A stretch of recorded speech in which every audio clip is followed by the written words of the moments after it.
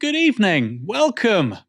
My name's Bastani. I'm delighted to be joining you tonight, my first show hosting this year. Hope you're well. Tonight I'm joined by the wonderful, the immaculate Michael Walker. Michael, how are we? Very well. A pleasure to be co-hosting on your show today. Looking forward to it. We've had a bit of a face-off situation here. Normally it's me down the line. Tonight it's Michael. I'll try and live up to the master. Coming up later this evening, more on the post office sub-postmaster scandal, the absurd situation with student loans and the interest so many graduates are paying on them, and it's official. 2023 was the hottest year on record. Stay tuned for all of that. US Secretary of State Anthony Blinken has arrived in Israel. Today, he has held meetings with Israeli officials and, of course, met with Israeli Prime Minister Benjamin Netanyahu. The two discussed the future governance of Gaza, but the real reason for Blinken's visit is to diffuse tensions in the region. But Blinken is also there to try and constrain Israel's actions against Gaza, while reiterating the US's support for its attacks. Following that meeting with Netanyahu, Blinken said this: "Met with Israeli PM and reaffirmed our support for Israel's right to prevent another October 7th from occurring. I also stressed the importance of avoiding civilian harm, protecting civilian infrastructure, and ensuring the distribution of humanitarian assistance throughout Gaza." Blinken's visit comes in the wake of an increase in hostilities between Israel and other states. This morning, Hezbollah launched a series of drone strikes against a key military command base in Safed in northern Israel.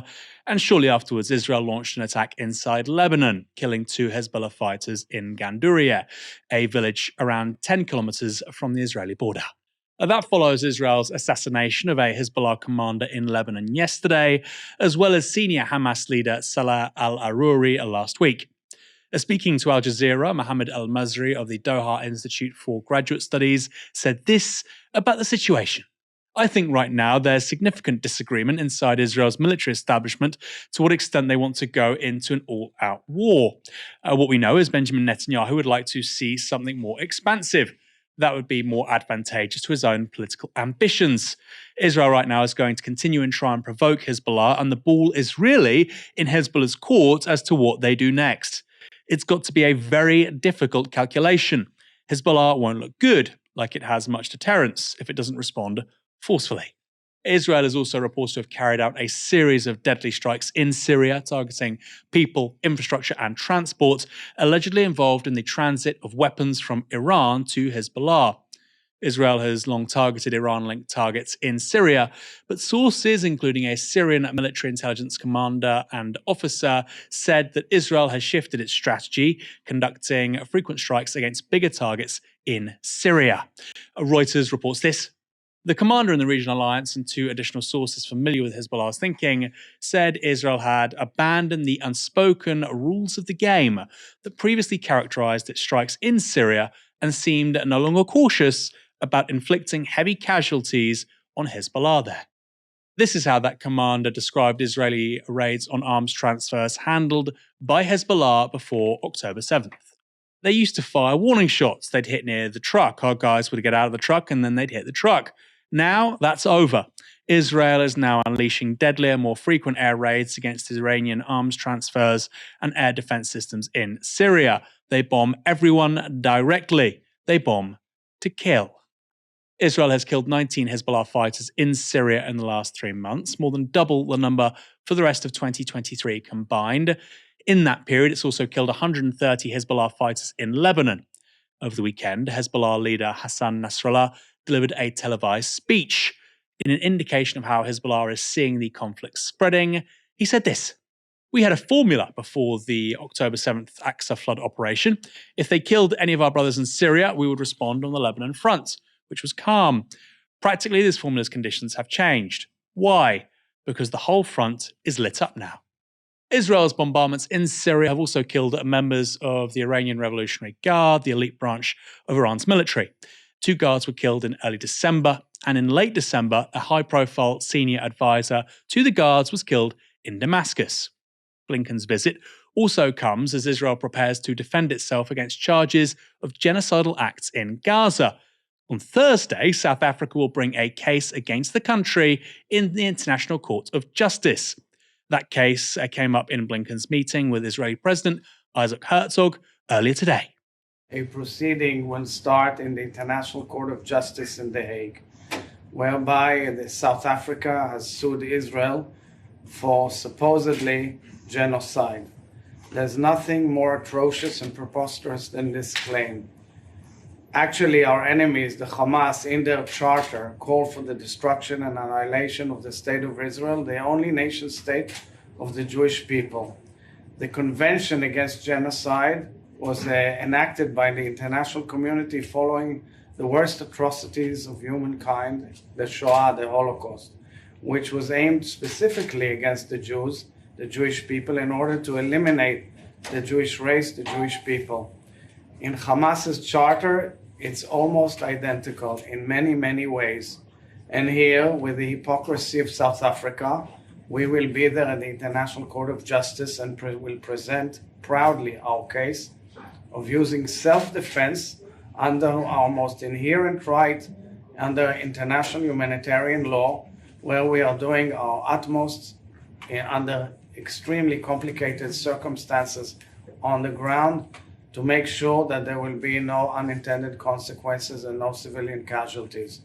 And given more than 23,000 Palestinians in Gaza have now been killed by Israel, the claim that Israel is working to prevent civilian deaths is astonishing.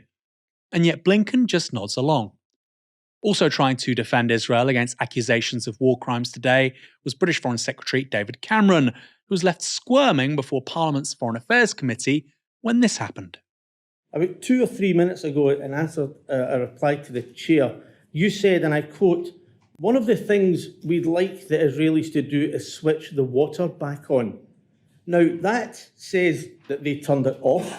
It says that you recognise they have the power to turn it on. Therefore, isn't turning water off and having the ability to turn it back on but choosing not to, isn't that a breach of international humanitarian law? It's just something they ought to do, in my view. No, of course they should do it. Every human being would say you don't cut people's water supply off. But I'm asking you, in your position as Foreign Secretary, around the point of international humanitarian law, if Israel have the power to turn the water back on that they turned off, surely that is a flagrant breach of international humanitarian law. Well, I'm not a lawyer. My view is they ought to switch it on because the north of Gaza, the conflict is now effectively over there. And so getting more water and power into northern Gaza would be a very good thing to do. You don't have to be a lawyer to make a judgment about that. You just have to be a human being.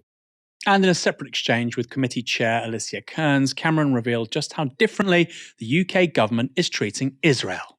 During the hostilities in Gaza in 2014, your government decided to review licences for arms exports to Israel, and you committed not to grant any further licences until hostilities were ceased. I think there were 12 specific licences that you were concerned about at the time. Why has there been no review, cessation, pause, despite the fact there should be an automatic trigger that exists within the department to immediately suspend when there's a significant change on the ground? Well, the way this works is that, as I'm sure you know, that the grant of licenses is done by the Department of Trade on the advice of the Foreign Office, and the Foreign Office has to look at compliance with international humanitarian law based on an assessment of the commitment that Israel has, the capability that they have, can they actually deliver on this capability, and the compliance. And that assessment is carried out on a sort of rolling basis. And so it is sort of permanently reviewed. And where the circumstances to change and us to reach a different view, we'd advise the Department of Trade accordingly. The immediate handbrake that, for example, after the terrorist attack in Kosovo, there was an immediate handbrake put in place in terms of sales of arms to Serbia. There was no immediate handbrake, as I am aware of, on this situation, despite there having been an enormous terrorist attack and then a response. And there hasn't been a specific I think it's review of because the licenses. circumstances, I mean, the circumstances are different because of October the 7th being such a hostile attack on Israel, and the government's position that Israel has a right to defend itself and a right to try and stop Hamas from launching future terrorist attacks, that there wouldn't be odd to have an automatic handbrake.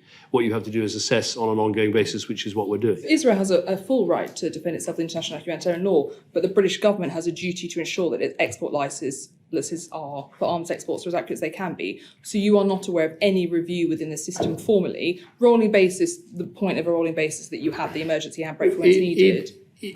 It's as you described. I mean, But you put one in place, which is why I'm surprised that there hasn't been one in 2014. Yes, when the casualties are so much higher this time. I have to say, very good questions, very well chaired. Michael, the implication from what David Cameron was saying there was that Israel is effectively immune from international law because of the events of October 7th. It seems to now no longer apply to Israel. That was my read anyway, besides other stuff he was saying. What did you make of it? Well, I mean, that seems to be exactly the same as what's happening in the US at the moment. So you remember Josh Paul, who was the State Department official who resigned. Now, he was in charge of, well, not in charge of, I mean, he was high up in terms of arms licensing to foreign countries. And he said that when it came to Israel, especially after October the 7th, any kind of checks and balances had gone out of the window, basically from the very top. So the president and the White House were saying, look, whatever they want, we're going to send it to them. And it does seem to me that the UK is taking the same approach.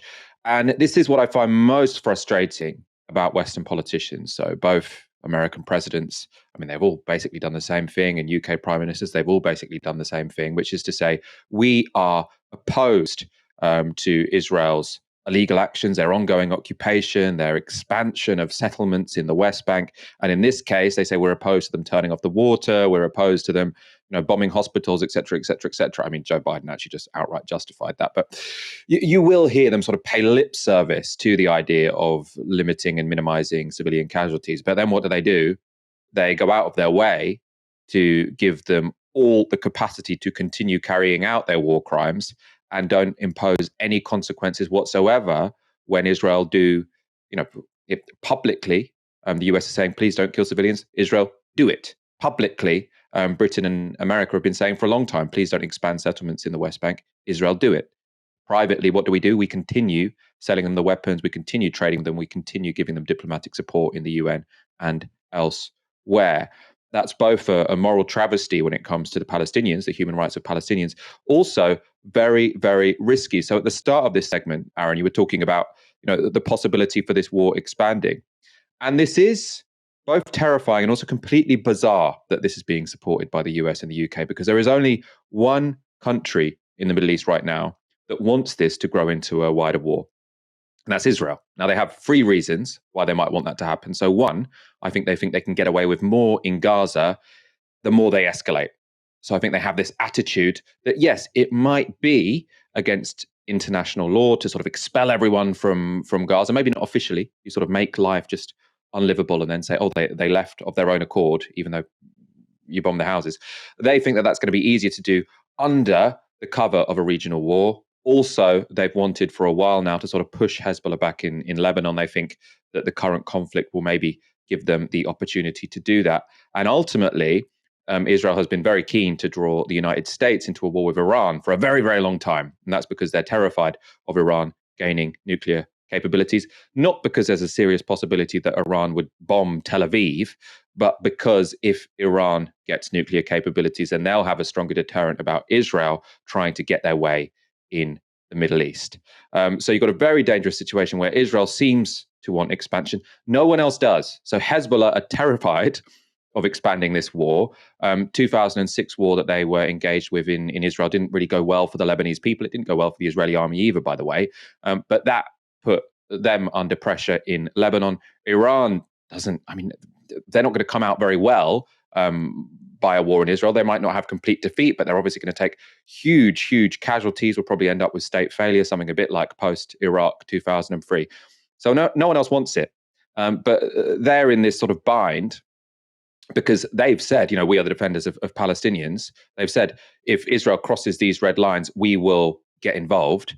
And now Israel's keep poking them. Israel's just prodding them. Okay, well, we've assassinated this commander in Beirut, in your capital. We've assassinated this commander deep in Syria. We've assassinated XYZ, all of these people. Aren't you going to respond? So basically, Israel is baiting the axis of resistance to get involved. They don't want to get involved, but they're in a risky position now because they could be seen as paper tigers if they don't. So very, very dangerous situation. And in terms of de-escalating this conflict, the United States and the UK are doing the precise opposite of what they should be doing. We should be saying, Israel, you're not behaving in a sensible way, therefore we're going to withdraw our support. What do we say in public? Oh, we'd like some de-escalation, but here, have some more bombs. Yeah, and in the case of the United States, even supplying the Israelis with weapons while bypassing Congress. The point you made about targeting Hezbollah targets inside Lebanon or even Iranian military personnel inside Syria, this has to be impressed upon our audience. I mean, they know already, they're very smart, but this is not a normal way for a country to behave. Is there something to the argument that because the US has done this for so long, extrajudicial killings in Yemen or Afghanistan or Iraq, drone strikes, etc., often which went wrong, by the way, because the Americans did it, people think it's normal. But I mean, no European country behaves like this. And you already have Israel targeting Iranian military personnel in Syria. You might say, well, why are they in Syria? Well, Bashar al-Assad wants them there. You might not recognize that government, but that's why they're there.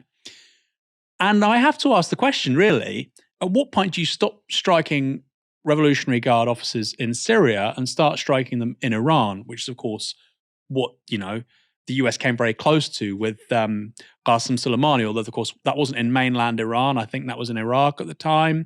But regardless, that was a huge escalation. And it feels like Israel is not that far from doing something quite similar. They're probing the boundaries here, and it doesn't feel like anybody's reining them in. Michael, how likely do you think we are to see a war in West Asia this year? It doesn't need to be a declaration of war, two armies massed on both sides, but large numbers of casualties involving Iran on one side, Israel on the other, over the course of the next 12 months. I mean, the biggest danger probably is Lebanon, right? Because Israel does have this ambition to push back Hezbollah. Lots of what I'm saying I got from Trita Parsi. I've got a podcast coming out with him tomorrow on the axis of resistance. Very, very clever guy. But he's saying that sort of Israel have this changed idea now. There were people who said we could just sort of ignore Gaza and ignore Hamas and sort of live with them. But the result was October the 7th. So now they've got this idea that we cannot tolerate anyone hostile on our borders. And so there is this desire to push back Hezbollah further north in Lebanon. So I could imagine, them just keep taking action so provocative deep inside Lebanon that Hezbollah sort of don't have much choice but to respond. Obviously, a direct war between Israel and Iran and presumably America. I mean, that's, I would say that's less than 50% chance it's going to happen, right? But that shouldn't really reassure people, because if that did happen, that would be so disastrous. Above all for people in the Middle East, above all for people in Iran, probably, because if that state collapses, God, what's going to happen, right? That would be a complete humanitarian disaster. But that seems less likely. A war on Lebanon's border and a war in southern Lebanon does seem a lot more likely to me, and then that would sort of mean that Iran's sort of proxies in the region would become more active. In terms of this idea of sort of cross-border assassinations, as far as I understand, it is a bit more normal in the Middle East than it is in many other parts of the world. These sort of tit for tat, where you sort of kill someone else's proxy in a different country. So, Israel has its proxies in Syria as well, and Iran sometimes assassinate them, and then the Israelis assassinate an Iranian proxy. But you don't do it in each other's countries. So Israel never does it in Iran. Iran never does it in Israel. You do it in these sort of weaker countries, Syria, Lebanon. But apparently, as I understand it, it was not part of that tit for tat that you would go all the way to Beirut, the capital of Lebanon. And that's what was particularly provocative in this case. Also, just to be clear, these are Iranians that are now being killed in Syria. So it's not just, Syrian national forces who are arguably Iranian proxies. It's Iranian IRGC people being killed. Just to finish on the story, Michael, my personal view is that a war between Israel and Iran would probably mean the destruction of both countries. But for people watching this in Europe, we would get massive energy inflation, a massive global recession, I think, and millions of refugees coming into Europe. And I think one of the main takeaways from me analysing this over the last 12 months is that one of the reasons why the US keeps on making completely inexplicable foreign policy decisions is that they are inoculated from any consequences. They have energy, they're an energy exporter, and of course they're protected by two oceans. But the idea of a large failed state in this instance, Iran, so close to Europe, or for instance, Egypt, on the Mediterranean. I don't think policymakers, politicians in Europe are taking this seriously enough. That would have extraordinary consequences for all of us. You could not ignore it, and yet our politicians are either ignoring this or they're cheering it on. The Post Office submasters scandal has been dominating headlines ever since ITV broadcast their dramatisation last week. The drama is called Mr. Bates versus the Post Office, and having finished it last night, I can testify to just how good it is. And while over 700 people were wrongly convicted of fraud, theft and false accounting over a 20-year period, their lives left in tatters, it's only now that heads are beginning to roll. Paula Venables was chief executive of the Post Office between 2012 and 2019, the period in which a large number of false prosecutions took place. It was also under her watch that Post Office prosecutors failed to disclose known problems with the Horizon software used in Post Office branches. Those problems led to accounting errors for which innocent branch managers were jailed and financially ruined. Some even committed suicide. Venables was, quite remarkably, awarded a CBE in 2019, and she's now said she'll return that. But that only came after a petition to have her stripped of the honour gained more than 1.2 million signatures. In a statement, Venables said this: "I have so far maintained my silence as I consider it inappropriate to comment publicly while the inquiry remains ongoing and before I have provided my oral evidence. I am, however, aware of the calls from sub-postmasters and others to return my CBE. I have listened, and I confirm that I will return my CBE with immediate effect. I'm truly sorry for the devastation caused to these sub-postmasters and their families, whose lives were torn apart by being wrongly accused and wrongly prosecuted as a result of the Horizon system." Of course, returning a bauble isn't that difficult, which is perhaps why the Communication Workers Union has suggested Venables makes a more painful sacrifice. They've called for her to return the bonuses she was paid while the Post Office harassed, criminalised and ruined its sub-postmasters. The inquiry Venables referred to in her statement is the government's independent inquiry into the scandal. It's been rolling on since 2020 and won't report until summer this year at the earliest. Yet, in 2019, it was already suspected that the Post Office had wrongfully pursued a number of sub-postmasters. That was after some 500 wrongfully convicted sub-postmasters took the Post Office to court. So, given that context, why was Venables awarded a CBE later that year? And that's a question Susanna Reid put to former Post Office Minister Paul Scully on GMB. Who in government I have no idea. thought it was appropriate, while a massive legal case involving 500 people harassed, persecuted by the Post Office, who thought it was appropriate to recommend her for a CBE? I have no idea. But you were Post Office Minister afterwards. Surely, but it's a really good question. When you say that you had the advantage of knowing that legal case, did you not then have the perspective of saying, how on earth did we give an honour to the woman who was in charge during some of those years? Yeah, I think there's two things. I mean, first of all, what I've been wanting to do especially when I was minister, setting up the inquiry, I wanted to make sure that we get those answers, but I wanted it to be done through the inquiry because I want Paula Venables to be there giving evidence. I wanted Fujitsu to be there. And bearing in mind, what I did originally was to make it non-statutory, so they didn't have to come. The reason I did that was because I didn't want it to drag on. And okay. But have you asked who recommended Paula Venables? I haven't done that yet. Why but not? I will be doing that. I will be doing that because it goes through Cabinet Office. It goes through the Cabinet Office, and there's an honours committee that have to approve that. Yeah. And it's not particularly, there is an independent committee, but it's not particularly transparent. Okay, Wallace, I think, more than 1 million people have said that she should be stripped of her CBE. Every time, with all due respect to Paul Scully, and I'm glad you're here this morning, and I know that a lot of this happened before your watch, the scandal took place before your watch. But every time we talk to someone who's in charge, they say, well, there's an inquiry, so we've done that. And, it's really important that people answer questions. But this has been going on. You started investigating in 2010. It's been going on since the 1990s. The government are complicit in this scandal. Paula Venables wasn't just given a CBE, she was given a seat on the Cabinet Office Board and the chairmanship of a large NHS trust as a reward for denying justice to the campaigning sub-postmasters, to attritionally and aggressively litigate against them in the High Court. That was backed by the government. The Post Office is 100% owned by the government. It wasn't just the government rewarding Venables for her role in the sub-postmaster scandal. The Church of England came close to letting her fail upwards too. It's now emerged that Venables, who is an ordained minister in the Church of England, was shortlisted to be the Bishop of London in 2017. You can't make it up.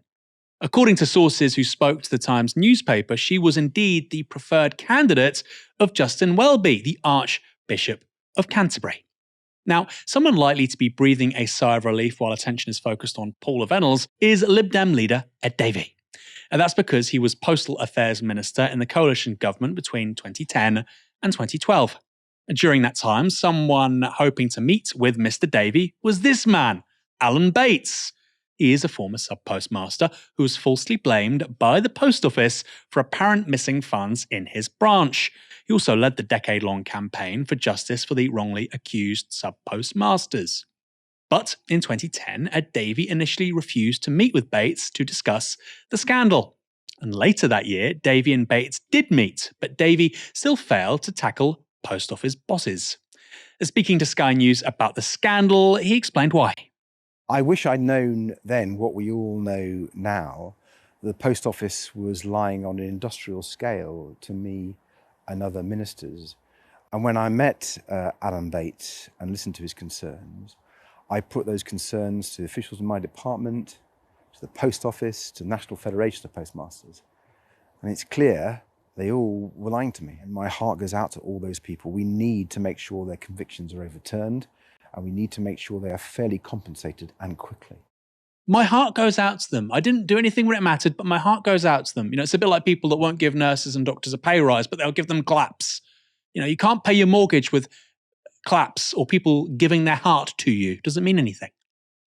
Of course, Ed Davey was only postal minister for 2 years, though after he left the government, he went on to earn £275,000 as a consultant with law firm Herbert Smith Freehills, who acted for, guess who?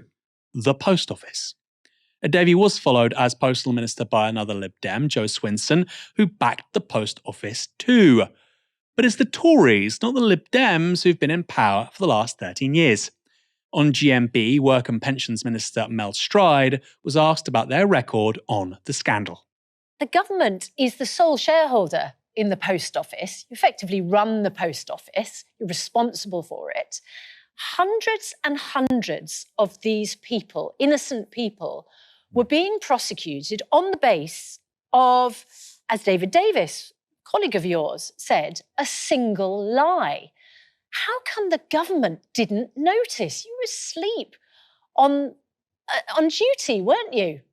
Well, I wouldn't accept that, Susanna, because we did set up some years back now an inquiry under Sir Wyn Williams, who's a very distinguished former High Court judge, to get to the bottom of exactly what happened. So we've recognised that there's been an issue. Yes, but it carried on happening while you were in government for a number of years. Yes, but we've also, as I said, we have already made, for example, £138 million worth of compensation payments to 2,700 people. So it's not that we've just suddenly come to this issue. But we're talking about 13 years of government, 3 years of which, or a number, actually 5 years of which, these prosecutions carried on taking place. I ask again, why didn't the ministers in charge of the Post Office, when you first came into government, go, hang on a minute, there are hundreds of people being prosecuted here. They can't, 700 people, and those are the ones who are convicted. They can't all be criminals. What's going wrong here? Well, you're quite rightly asking really fundamental and important questions, and there are many others. And that's why we've set up the inquiry. So far, only 93 wrongly convicted people have had their convictions overturned. And that's because the process requires the wrongly convicted person to come forward and begin legal proceedings to undo the wrong they've suffered. That can be incredibly hard, very challenging, time-consuming. But calls are growing for the government to provide a blanket exoneration of all those convicted by the Post Office. Speaking on the BBC, a former sub-postmaster, Lee Castleton, joined those calls. everything in the system, everywhere, whether it's CCRC or wherever, isn't set up for 900 wrongly convicted people, and also the system's not set up to listen to 4,000 people's stories to then seek compensation. But we need to find a way, and I think there's so many stumbling blocks and so many complications and so many people that want their own way rather than just getting through it. And so the idea of our MPs maybe passing a law that would exonerate everyone in one go, is that what you'd like? Obviously, I'm no lawyer, as I proved in the High Court. And the whole process, however that has to be seen to be done, is about the victims, really. And people were talking about the fact that maybe the judiciary wouldn't be very happy if Parliament stepped in or whatever. Does it really matter? Is it not just about the people at the other end, the victims? Let's just do whatever's the best thing for the victims for once and just get across that upsetting the judiciary or whomever. And I'm not saying that there's a part to play for everybody, and that part needs playing and moving forward as quickly as possible, really. Now, Michael, I know you haven't watched this. I recommend you do. It's very good, by the way. When people recommend ITV... I promise to watch it this evening. It's 4 episodes, yeah. It's 4 episodes. It's not, it's not quick. I'll watch 1 episode this evening. Yeah, I watched 4. I finished last night with my wife watching it. And when people recommend ITV dramas to you, like, whatever, it's not the 90s. Honestly, this is the best TV drama I've seen in years. Forget Netflix, Apple TV. Incredible. What does it say, however, that obviously these cases have been proceeding through court and whatnot. There's been political coverage. There's been obviously this inquiry and everything. But what does it say that actually some people are now beginning to get justice or beginning to have their stories heard by the wider public because it's become a TV drama? I mean, it is. I mean, credit to the producers for making this show, but can they make some shows about some more things? I mean, it is incredible how much this has exploded since this drama, which, as I say, I haven't yet watched, was released, because all this no new information has come into the public domain. I mean, the past few days, I think that's quite important to know. All that has happened is that this has captured the imagination of vast swathes of the British public, quite rightly, after seeing this drama. And then people have sought out information about it, and then sort of the news organisations have responded by putting it at the top of the news agenda. I mean, I would love to see an ITV drama about the shocking conditions of council tenants in sort of houses which are covered in mould, of private renters who can't possibly afford to stay in their homes, who's getting their rent jacked up 30% of. I mean, you know what we'd be really ready for at this point in time? An ITV drama about asylum seekers, the most demonized section of our society at the moment. The way they are talked about is, I think really grotesque. And an ITV drama that humanized those people and sort of showed the strength and courage it takes to flee war, to flee persecution, and go halfway across the world. Maybe that would have some effect on the people who sort of shamelessly talk about them like their chances, people who are queue jumping. I think an ITV documentary about that would be very, very welcome. You could also think potentially about trans people. Obviously, trans people are a group in society who are being talked about, like they are predators, essentially. So there are so many aspects of society that I think could do with this kind of treatment. It is worth saying, actually, that ITV, I know you sort of say, it's not the 90s anymore. When it comes to sort of both campaigning dramas and campaigning news coverage, they're not bad. I was talking about, the mouldy social housing. Now, it was always ITV News that was putting that front and centre. I wonder if it's because the BBC are a little bit reluctant to do campaigning journalism because of their connection to the government, because they're always on the back foot. They're always sort of terrified about being called woke. So they seem to be actually a little bit more, hands off when it comes to these things. So fair play to ITV for willing to sort of start these campaigns, even if it is in the form of a drama program. Yeah, it's a really great point you raise. For me, it was a real throwback because I'm not diminishing ITV. They just had a lot more money in the 90s because, of course, TV ads paid lots of money. They had more money than the BBC. And, of course, that's changed over the last 20 years. But I think you're right here to highlight the importance of ITV and its independence from government in a way that's not really enjoyed by the BBC. And often people on the left, they like to defend the BBC as if they're the only people capable of producing public interest journalism or public interest drama. Simply not true. And actually, I think what this has reaffirmed to me is the importance of a pluralistic media environment, and making sure that great documentary makers, current affairs journalists, and drama producers, writers can get in on the act. I was watching this and I thought the power of drama, of course, based on a true story, is a true story. Not based, is a true story. The names are the names. It made me think, what if Novara could one day become a production studio, Michael? HBO of the left. If only. We certainly need it, like you say, and nobody else is doing it. It's official. 2023 was the hottest year since records began. And month after month, 2023 didn't just break global temperature records, it shattered them. The year began hotter than usual, but by June, the monthly average global temperature soared well above previous record levels. That trend continued into July, then August, and then every month right up to December. Averaged across the year, global temperatures were 1.48 degrees Celsius above pre-industrial levels.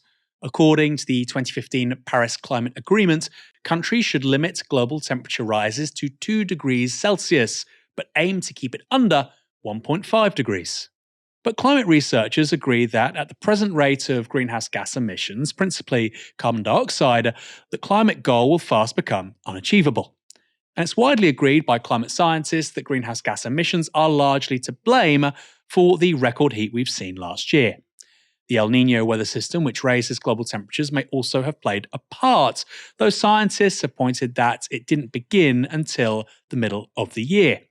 And that suggests that it didn't play a major role, but also raises the probability of 2024 becoming yet another record-breaking year. As scientists at the EU's Copernicus Climate Change Services have said that the 1.5 degree global average temperature limit is likely to be surpassed for the first time in the next 12 months. That's a major threshold. The global ocean temperatures also broke all records last year. The red areas on this chart show the difference between 2023's daily ocean temperatures and the previous record. On some days, that amounted to as much as 1/4 degree Celsius. Rising temperatures may also explain the intensity of 2023's weather events, from widespread forest fires across North America and Europe to extreme rainfall and flooding in North and East Africa. It also accounts for other bleak milestones hit last year. Antarctica's sea ice hit a low well below previously recorded levels, while Arctic sea ice was also far below average. Meanwhile, glaciers in North America and the European Alps underwent melting at a rate much higher than usual, contributing to rising sea levels. Bleak news indeed. But Professor Andrew Dressler of Texas A&M University managed to put an even bleaker spin on it. He told The Guardian this: "Every year for the rest of your life will be one of the hottest on record. This in turn means that 2023 will end up being one of the coldest years of this century. Enjoy it while it lasts." Earlier today, I spoke to climate scientist Ella Gilbert. We discussed all of this and more. This year, we were literally just a sniff away from that critical threshold, but we can't necessarily say that we have reached 1.5 degrees yet. So I think 1/3 of the days in 2023 exceeded that 1.5 degree threshold above pre-industrial temperatures. And in fact, we saw temperatures 2 degrees above pre-industrial on, I think it was 2 or 3 days in September. But we consider that 1.5 degree target, the one that's enshrined in the Paris Agreement of 2015, as being long-term averages. So it has to be more like 20 years, which means that if we're thinking about when we exceed 1.5, because you take an average 10 years before, 10 years after any given year, you basically only know when you've passed it in retrospect. So it's very, very likely that we're going to see temporarily temperatures exceeding 1.5 this year, and probably it's going to continue into the future. But in all likelihood, we still expect that 1.5 degree threshold to be met sometime in the 2030s. So we won't definitively know that we've gone past 1.5 until probably the mid-2040s. Potentially, yeah. I mean, in fact, some of my colleagues at the Met Office released a new method last month, I think it was, which basically combines observations of the last 10 years with projections from models for the next 10 years. So it gives us a bit more of an early warning, and that would allow us to sort of track where we're at in real time, which would be a really helpful thing so that we know what we need to do and what kind of adaptations we need to make. For the average person, 1.5 degrees doesn't sound like especially much. It's the difference in climate between, say, London and Paris. Obviously, 2 degrees is slightly more, but again, it doesn't sound like a large number. So why is it so troubling that we may already be on the precipice with regards to 1.5 degrees warming? Yeah, I mean, we saw in 2023 what kind of havoc 1.48, which is for all intents and purposes 1.5 degrees, can wreak. You know, we saw wildfires in Rhodes, we saw wildfires in North America, we saw it in Hawaii, like all these heat waves, all these floods, all these really wild weather extremes that took people's lives. They claimed people's lives, they claimed people's livelihoods, they decimated the local economy in so many places. And this is just further evidence of how profoundly we are changing our climate with real, tangible, direct impacts on people and ecosystems. So it's just a taste of what's to come. It's very likely that 2024 will be even hotter than 2023. And unless we do something very meaningful about climate change, then it's only going to get worse as we go on into the future. This warming, obviously these are global averages, but this isn't evenly distributed, is it? So 1.5 degrees warming or 1.48 degrees warming isn't universally the case. It depends where you are on the surface of the planet. Which parts of the globe are seeing the highest warming? Yeah, exactly. That is completely true. Like the average disguises a lot of variability between different parts of the planet. First of all, land warms faster than the ocean. And the second thing is that the polar regions feel the most impacts of that warming. So the Arctic is warming 3 times faster than the rest of the planet. Parts of the Arctic are warming up to 7 times faster than the rest of the planet. This year, we saw completely crazy lows in the Antarctic, for example. Massive amounts of losses of floating sea ice in 2023. Ocean temperatures also rose really dramatically. So essentially, the polar regions are feeling the most warming, and that has very significant impacts for all of us because the polar regions reflect loads of energy back to space and keep the planet relatively cool. So they act as a planetary refrigerator, if you like. And the more that we change the polar regions, the more that we reduce the amount of ice that is present there, we reduce that cooling capacity of the polar regions and start amplifying the warming that we've already started. And not to mention, of course, the sea level impacts, because there's huge amounts of ice in the polar regions. And if we warm them up and make that ice melt, then that has sea level rise implications for the whole planet. And the country like the UK, which has loads of coastlines, I think we're probably keenly aware of the impacts of flooding at the moment, given the amount of flooding in the news. That has really significant effects for coastal places like in the UK.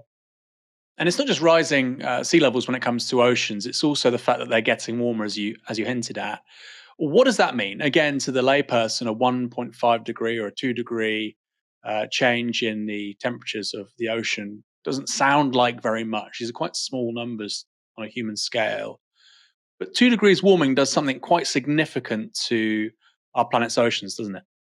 Yeah, exactly. I mean, there are a really large number of effects, but for one thing, a warmer ocean is less able to suck up and store carbon dioxide. So at the moment, a huge amount of the greenhouse gases that we emit from the burning of fossil fuels ends up in the ocean, and a huge amount of the heat that we produce, up to 90%, ends up in the ocean. And a warmer ocean is less able to absorb carbon dioxide particularly and store it at depth. So we're actually, the more we push the climate system, the more we push the ocean, the less able it is to kind of do us the service of dampening the effects of climate change. And it means that it starts to accelerate. And that's also warming the ocean changes things like ocean currents. It has impacts on weather patterns, on how often storms occur, all of these sorts of things, and all of the different components of the climate, whether it's oceans or weather or kind of the atmosphere or ecosystems, they're all really intimately related.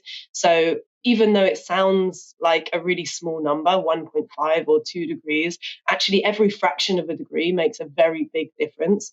And it has these cascades of effects that can be felt rippling all over the world.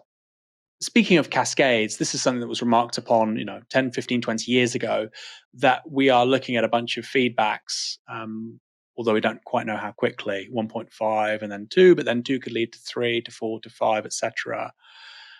How quickly could we go from 2 to 3, precisely because we're losing things like Arctic ice and because oceans are absorbing less CO2, as you've already described? Unfortunately, we don't know that for sure, and that's why it's so urgent that we limit warming to as low a number as we possibly can, because the more we know that above 1.5 things start to get a bit hairy, but we don't know exactly where or if there is a kind of critical threshold beyond which warming gets, all these extreme tipping points get triggered.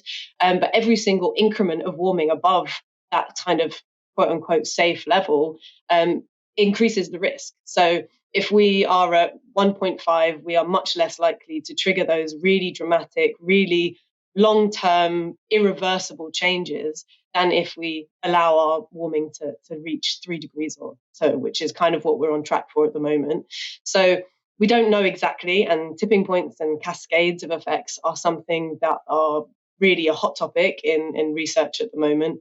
But we just know that the less warming that we see, it's pretty straightforward. The less warming we see, the less risk there is.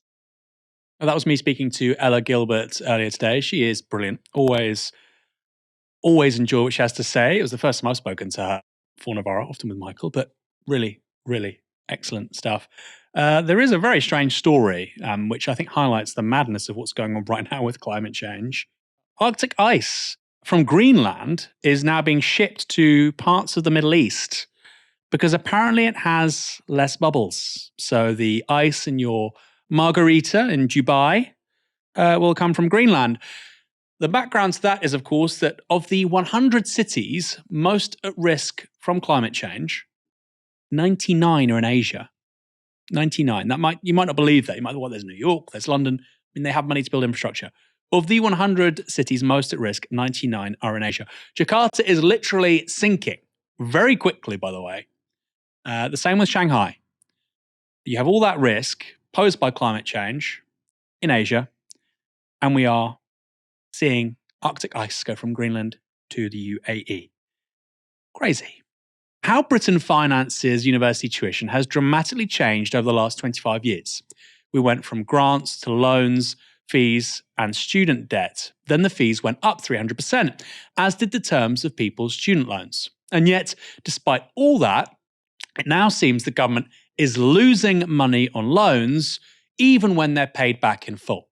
Now, I thought the point was to save the government money, even make the government money. But the opposite now appears to be happening. And this is all laid out in a new report by the Institute for Fiscal Studies, the IFS. This report is only 12 pages long, but the key takeaways are hugely important, and they completely undermine the reasoning behind changes to student finance after 2010. The IFS says this: in recent years, the government's borrowing costs have always been lower than the interest rates it charged on student loans. This is now expected to change.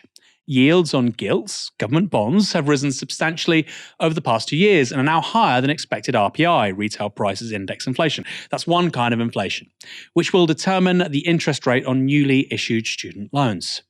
As a result, as well as making a loss on the loans that are not repaid, the government can now also expect to make a loss on the loans that are. You heard that correctly. Even loans which are entirely paid back will see the government lose money. The report goes on to add this: worryingly, this extra cost is not reflected in the government's official measures of the cost of student loans. The true additional taxpayer cost due to the recent rise in government borrowing costs is likely around £10 billion per year. It's a lot of money. The exact number will depend on graduates' future earnings and future RPI inflation, which governs student loan interest rates. Predictions for either of these are highly uncertain. What is certain, however, is that funding student loans has become substantially more expensive for the government over the past 2 years, and official measures do not reflect that at all. So, simply put, the costs of borrowing for the government have increased. One way of measuring the government's ability to finance new borrowing is the annual yield on 15-year gilts, where 15 years is roughly the average time to maturity of outstanding gilts. Now, bear with me, don't worry. Gilts are the debt the government sells to fund stuff. These are bought by banks, investors, asset management funds, pension funds, and so on to make a small but virtually guaranteed profit. They're a very low risk, low return investment, unlike, say, stocks or certain kinds of corporate bonds. If you have a diverse portfolio, you're going to want gilts, or in the US, treasuries. After all, the UK won't go bankrupt or insolvent. And as recently as the end of 2021, this yield was still only 1.2%, meaning the costs of borrowing for the UK were low. Meanwhile, over the same period, RPI inflation, the favoured measure of inflation for the UK, was projected by the Office for Budget Responsibility to average 2.6%. So, relative to RPI inflation, the gilt yield was negative yields. This meant that by holding the loan value constant in RPI terms, financial actors were willing to pay the government roughly 1.4% of the loan value every year for the privilege of lending it money. So private actors would finance this stuff and the government would make a bit of money too. At the same time, students who studied after 2012 were charged interest on their loans at a rate between the rate of RPI inflation and RPI plus 3%. That kind of changed depending how much you earned. You paid an interest rate equivalent to RPI if you earned more than £21,000 a year, and RPI plus 3% if you earned over £27,000. I think it was £27,250. Which meant that even by late 2021, the government could expect to make a profit on the loans of graduates who would eventually pay their loans off in full. Not great, you might think. Who lends so much money that you basically write off 50% of loans? But it made some sense. After all, this is a way of funding higher education. But now all of the loans are losing the government money. All of them. Now, I want to show you an image. This is from an article we published here at Novara in 2022 titled "Student Loans Are Now Even More of a Scam." It shows the various interest rates people have to pay for various loans. As you can see, if you studied before 2012, you had an interest rate of 1.5%. That's what I had studying. However, after 2012, we see a major shift in how student loans are financed and the terms of repayment. You have, for anyone earning more than £21,000, I believe, it was RPI, as we've said. And then for 27,000, it was RPI plus 3%. Now, this is what's really important, because in the last year, 2 years, obviously, we've seen a massive rise in inflation, a massive rise in RPI, which was obviously unforeseen by the people that came up with that idiotic policy. So a year ago, basically, RPI plus 3% meant people were looking at effectively credit card style interest rates. The government in the end had to cap it. Almost like they didn't foresee what was very possible. They just presumed inflation would stay low forever because they don't actually use their brains. So who's winning in this system? The taxpayer is now, as I've already said, on the hook for losing £10 billion this year. People are in greater debt to study things like nursing or to teach kids or to become junior doctors than ever before. The average nurse graduates with £50,000 worth of debt. It's a really extraordinary story of mismanagement, misgovernment, and almost maliciously stupid policymaking. And yet, in 2010, when these proposals were being mooted, when we saw tuition fees not only tripled, but these new terms being put forward too, anybody that said it was a bad idea was dismissed. Oh, you're protesting. You're on the streets. You must be wrong. You must be stupid. My co-founder here at Novara Media and I, James Butler, We were on student protests saying precisely that these changes were wrong, short-sighted, self-destructive. They would destroy higher education. They would cost people more money, and they would even cost the taxpayer money too. We weren't listened to. We were scoffed at. We were derided. Worst of all, many people in the media and in politics said that we were idiots, that in fact, these new changes were more progressive than before.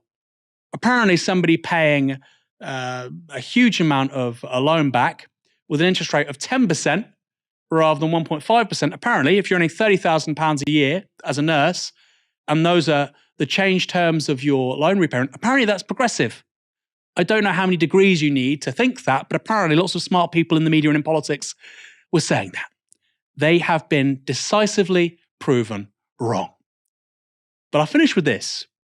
On HE funding and how we finance degrees and universities in this country is a headless chicken because the Liberal Democrats, the Labour Party, and the Conservatives all bought in to a system which doesn't work and which has decisively failed. So it's hard to think those same parties will be the ones to contrive a solution. TalkTV's Julia Hartley-Brewer isn't exactly known for being the most compassionate person in the British media. And in the Israel-Palestine conflict, she's predictably decided to side with Israel, even though thousands of innocent Palestinian civilians have been killed and 2 million people are facing displacement. But earlier today, she asked an especially outlandish question, even by her standards. All of these organizations, the Hamas, the Hezbollah, the Houthis, and everyone, they are, as you say, they are Islamists. They disapprove of everything in the West. They disapprove of all of our values of, and you know, they're not doing any good for the people that they claim to represent. I don't think any of these organizations or Iran care two hoots about the Palestinian people. They have been used as a really useful, you know, sort of totemic sort of issue to sort of beat Israel and beat the West with all these years. But when it comes to the point of like, well, you know what? Well, maybe you should take these people. Maybe the solution is that these people aren't in this sort of prison camp that Gaza's been called, even though, of course, actually you see pictures before, you know, not at all a prison camp. But that maybe, you know, that these people should be offered a new life elsewhere. Now, many may not want it, but we have seen, and I was really surprised when I discovered this, is my own ignorance, and apologies for that, but the awful phrase ethnic cleansing, I don't like that phrase. There's a difference between, you know, people being killed to be removed from a piece of land than the forced expulsion. This has happened numerous times, and in recent years, since the Second World War, there were huge numbers of peoples in their millions who were moved from lands, moved to basically there was non-stop, fighting between ethnic minorities. Right, you're going to Greece, you're going to Turkey, you're going to Albania, you're going wherever. This has actually been incredibly common, and of course, we've seen the ethnic cleansing of Jews and Christians in the Middle East without anyone batting an eyelid about that. A new life elsewhere. Ethnic cleansing, just got a rebrand. After all, we don't like that phrase. It's not very pleasant. Just imagine, Armenian genocide, that was a new life elsewhere. Greek genocide, only a few 100,000 people died, maybe 750,000. Only more than 1 million people were torn from their homes. But let's reframe. Why are you being so pessimistic? It was a new life elsewhere. And then, of course, there were the almost 14 million Germans who fled or were expelled from Central and Eastern Europe after 1945. Explicable, obviously, given what just happened, but as many as 1 million people died as a result, the vast majority of which, were women and children. No big deal. It was a new life elsewhere. Put a smile on your face. Isn't it strange? Julia Hartley-Brewer doesn't like refugees coming to Europe, particularly Britain, but here she's cheering on, it seems to me anyway, the creation of refugees, a new life elsewhere. Unless, of course, you come here to Britain, in which case it's very bad. Michael, Julia Hartley-Brewer openly asked if ethnic cleansing was the answer to the Israel-Palestine conflict, didn't she? Well, I hadn't seen that clip actually before just then. And I was, when she was saying, I don't like the word ethnic cleansing, I thought she was going to try and, find a way of dressing it up as something else. She said, forced expulsions. So she thinks that let's not call it ethnic cleansing. Forced expulsions, though, that sounds reasonable, doesn't it? No, forced expulsions doesn't sound reasonable, Julia Hartley-Brewer. And I suppose the argument that's sort of underlying this, I think what she's intimating towards, because she isn't saying these people should come to Britain, because obviously if they came to Britain, then she'd suddenly think that they were chancers and they were just here to get benefits. Right? That's the argument she'd then use. So she is saying, if Iran and Lebanon, if they care so much, they should take the refugees from Gaza. She sort of says, not all of them might want to leave. And then she brings up forced expulsion. Completely bizarre. But what I want to say is that this argument has been made before, right? Oh, well, no one else wants to take them, so why should the Israelis have to tolerate the Palestinians in Gaza? Like, if the Lebanese or the Iranians really care, why don't they take them? Someone else who made those arguments was Hitler, right? You don't want to bring up Hitler all the time, but I mean, it's very relevant in this situation. I recommend people watch a documentary, The US and the Holocaust. It's a Ken Burns documentary, really good, really powerful. And the whole first episode of that, it's a three-parter, is Jews trying to leave Germany in the 1930s and other parts of Europe, trying to leave Germany in the 1930s. And because of restrictive immigration in the United States and elsewhere, in part because of anti-Semitism in those countries, right? Then they were unable to leave Germany. Many of those people unable to leave Germany ended up dying in the Holocaust. Actually, Anne Frank's family took a boat to the United States, but weren't allowed to dock and were sent back.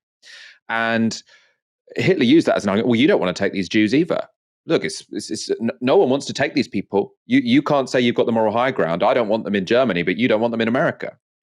And it's also, I think, important because when people talk about genocide, they say, oh, no, they don't want all of these people to die. They would prefer to just get rid of them. And again, that's normally how genocide happens, actually. It's not normally that people have a desire specifically to kill people. The first thing that's normally tried is to push them out, to get rid of them. And then killing them ends up being sort of, oh, okay, well, if we can't get rid of them, we'll kill them. It's just as evil, it's just as disgusting. But I think you often get a sort of apologia for, what's currently going on in Gaza and elsewhere, to say, oh, no, they don't really want to kill them. They just want to get rid of them. But then if they don't leave, we'll kill them. We didn't want to kill them. It's just that they wouldn't leave, right? That actually is the classic justification for genocide. And Julia Hartley-Brewer's argument sounded pretty much like it could go in that direction. It wasn't clear to me what she would have as her plan B if forced expulsions weren't possible, because no one would want to take the Palestinians of Gaza, in part because they don't want to be, an accessory to ethnic cleansing. Also, as we've talked about before on this show, if you are a country that takes a really significant amount of Palestinians from Gaza in the region, there is a chance that will be destabilizing, because you've got a lot of people who feel that they've been, very much unjustly treated. If they were in Lebanon or Egypt, for example, there would be some people trying to continue the struggle against Israel, perfectly reasonably. Right. This is actually one of the reasons why sort of Lebanon got dragged into civil wars, because the PLO were sort of expelled from historic Palestine and ended up in Lebanon. So you have various practical problems with forced expulsions as well as the moral problem. And when you sort of encounter those problems, that's when genocides happen. So I think Julia Hartley-Brewer is on very dangerous territory here. I have to say as well, Michael, it's an overused adjective, Trumpian. But this was incredible. It was like Donald Trump meets like mid-20th century totalitarianism. I don't call it ethnic cleansing.